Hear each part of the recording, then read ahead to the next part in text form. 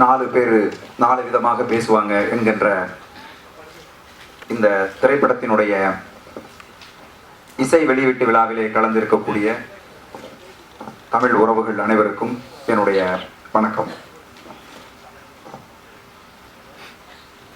இந்த நிகழ்விலே கலந்து கொள்ள வேண்டும் என்று என்னுடைய நண்பர் செங்குட்டுவன் அவர்களும், திரைப்படத்தினுடைய கதாநாயகன், திரைப்படத்தினுடைய இயக்குனர் ஆகியோர் அழைத்த போது இது எது மாதிரியான திரைப்படமாக இருக்கும் என்கின்ற கவலையோடு நான் இந்த நிகழ்விலே கலந்து கொண்டேன். இந்த திரைப்படத்தினுடைய பாடல்கள், குறிப்பாக பாடல் வரிகள், திரைப்படத்தினுடைய இசைக்கோர்ப்பு இவைகளெல்லாம் மிக உன்னதமாகவும் மனதை கவரக்கூடியதுமாக இருந்தது. அதையும் தாண்டி அந்த இசையமைப்பாளர் அமைத்து கொடுத்திருக்கக்கூடிய அந்த இசையை கவிஞர் யுகபாரதி அவர்கள் கவனமாக எழுதியிருக்கக்கூடிய அந்த அழகான வரிகளை மிக உன்னதமாக படம் பிடித்திருக்கிறார் இயக்குனர். அதாவது ஒரு பட்ஜெட் படம், ஒரு காமெடி படம் அப்படிங்கிற மாதிரியான எண்ணம் இந்த பாடல்களை பார்த்தபோது ஏற்படவில்லை.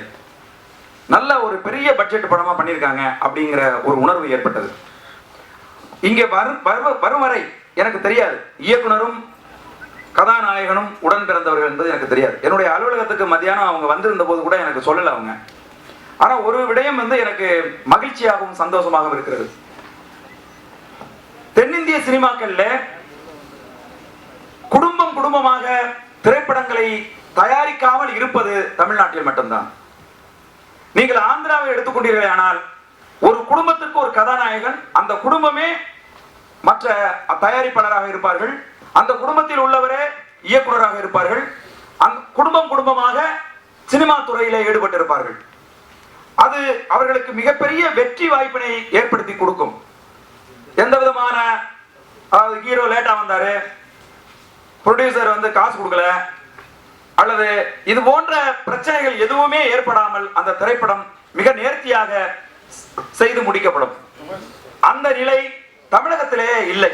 தமிழகத்திலே கஷ்டப்பட்டு கதாநாயகன் வேறையா இருப்பாரு, ப்ரொடியூசர் வேறையா இருப்பாரு, டைரக்டர் வேறையா இருப்பாங்க அப்படின்னு இருக்கு. இங்க கன்னடமோ அல்லது மலையாளத்திலோ அந்த நிலை இல்லை.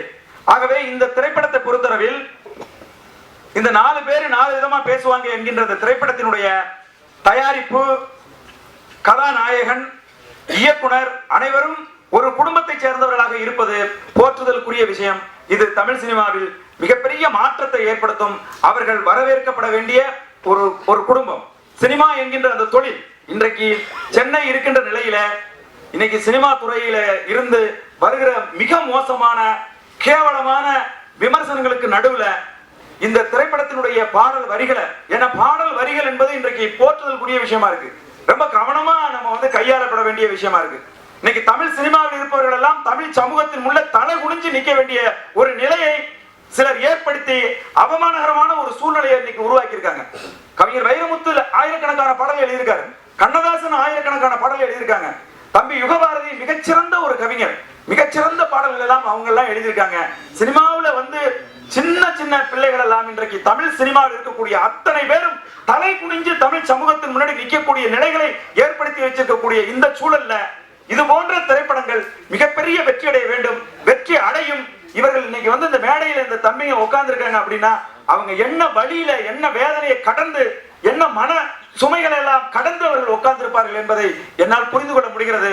தமிழ் சமூகம் நிச்சயமாக இன்றைக்கு சின்ன படங்களை எல்லாம் மிகப்பெரிய வெற்றி படங்களாக மாற்றிக் கொண்டிருக்கிறது. இந்த 4 பேர் 4 விதமாக பேசுவாங்க என்கின்ற இந்த திரைப்படத்தையும் மாபெரும் வெற்றி படமாக தமிழ் சமூகம் மாற்றும் என்று கூறி வாய்ப்புக்கு நன்றி கூறி விடைபெறுகிறேன். நன்றி, வணக்கம்.